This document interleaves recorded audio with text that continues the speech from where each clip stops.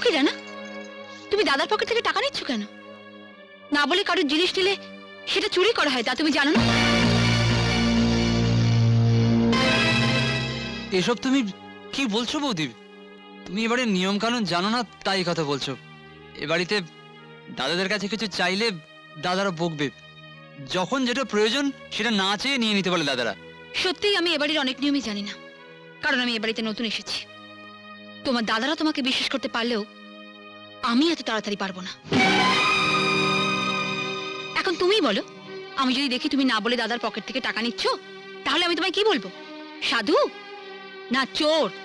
সাধু সাধু না চোর? চোর সাধু সাধু না চোর? চোর।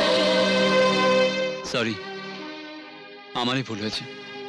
আসলে কলেজে পরীক্ষার ফিসের জন্য 600 টাকার দরকার ছিল তো, তাই। সেটা আমার জানার দরকার নেই। তোমাকে টাকা দেওয়ার টাকা নিশ্চয়ই আমরা নিয়ে রাখিনি। যাও ওখান থেকে, যাও। আর শোনো, ভবিষ্যতে আমাকে না বলে এ ঘরে আর কোনোদিনও ঢুকবে না, মনে থাকে যেন।